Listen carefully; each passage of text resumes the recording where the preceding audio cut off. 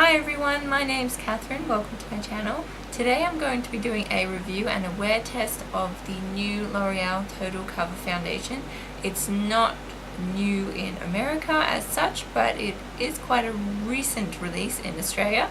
It looks like this, cute. It comes with 35 grams of product in a nice squeezy tube, which I like for hygiene purposes. It only has 6 shades available, so that's not amazing. I got the shade 10 Porcelain, which isn't actually the lightest one. The lightest one is a 9, but that's really yellow and actually darker than this one. So if you're a pale princess like me, definitely pick up the 10 Porcelain because that's the lightest one they have. So I'll just do a quick run through of the claims L'Oreal have made about this foundation. An exclusive long-lasting foundation that provides 24 hours of full coverage with an ultra-light feel. This foundation covers a large range of imperfections without overloading redness, marks, dark spots, zero cakey effects, no transfer, non-comedogenic, and ultimate spreadability and even full coverage thanks to the Camo Stretch technology.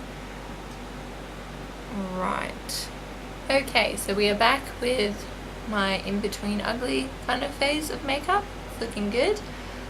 So basically my skin type is combination oily. I do get quite oily. I have large pores along here, and as you can tell I've got active acne, hyperpigmentation, fine lines, all the good stuff basically. So we'll see how this goes. I'm worried it's going to be too thick, so I don't know. I'm just shaking it up a little bit.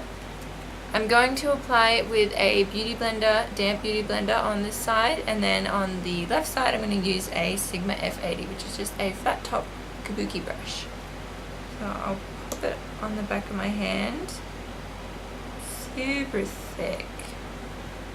You can see this is the lightest color, guys, and it's not that light as you can tell. This is the shade 10 Porcelain, so we'll see. Alright, it's a really thick, like moussey texture, so I don't want to put too much on or I'm going to look crazy.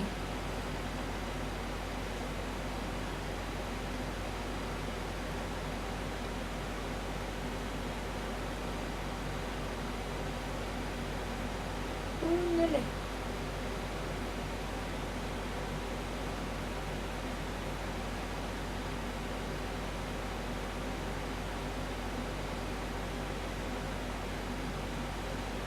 I wouldn't say that's full coverage. You can still see, like, it's even out my skin tone. Woo! But I can still see all the active spots here and on my neck and then along here. Try and do it on my forehead a little bit.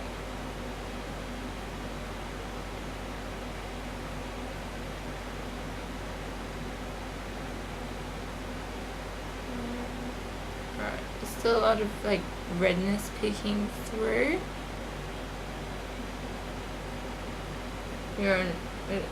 It hasn't covered there at all. Not even a little bit. Alright, I'm going to go in with 2 layers because I really don't think this is full coverage enough for me, for my great skin at the moment.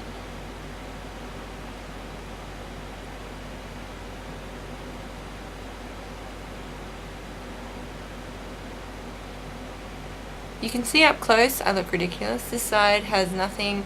That side has 2 layers of the foundation applied with the beauty blender. It's, I would say, medium coverage, but it's definitely, you can still see along here. There's all my hyperpigmentation. All, yeah, it's all showing through. It's not hiding it at all. Let's see if we can. I feel like I would still have to go in with concealer along this area and along here with the brush. I personally don't like brushes. I prefer beauty blenders, but we'll give it a go. I might give fuller coverage.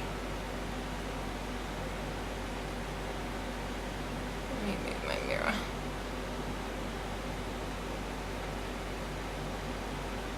I would say this side with the brush is definitely fuller coverage.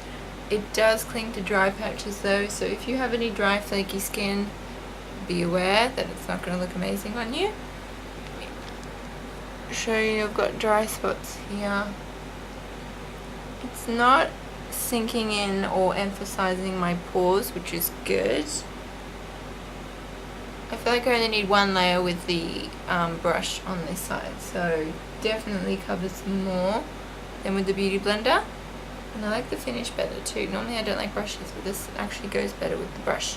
Okay, I'm gonna finish the rest of my makeup and let you know how it's all sitting on my face. The time is now 12 o'clock and I will be back. The time is now 12:35. It's been on for about half an hour so far and I really am not sure how I feel about it. I feel like it looks a little bit cakey on my skin. Like I have a tiny little bit of dry skin here and it's just stuck to that.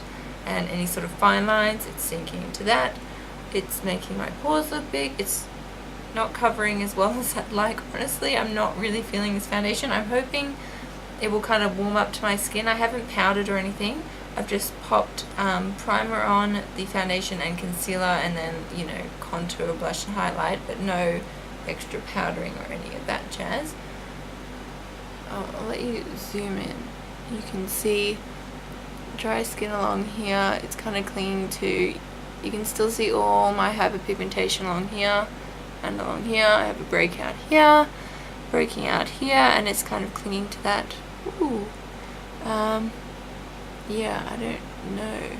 It's looking really pale on me because of the lighting, but in real life it's looking pretty good. It's a pretty good match. I am quite pale. So it does say on the back, coverage is high, finish is matte. I would say the finish is quite matte, but I would not say the coverage is high. For me, I get better coverage from Estee Lauder Double Wear. To go over these areas here with concealer because my hyperpigmentation was not being covered at all, and it just looked a bit ridiculous for me to be able to go out and wear it. I wasn't really feeling comfortable. So I will try and check back in a few hours and let you know how it's wearing throughout the day.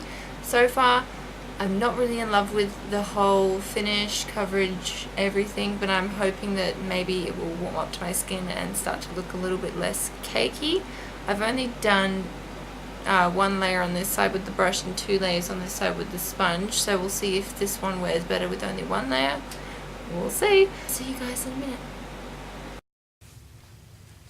Okay, so I have now been wearing the foundation for about 3.5 hours. You can see, oh my gosh, is that going to show properly? 3:35. Hopefully that shows up properly. Anyway, I am not impressed with the foundation at all. Along here it's settled into wrinkles that I wasn't even aware that I had, so that's kind of depressing.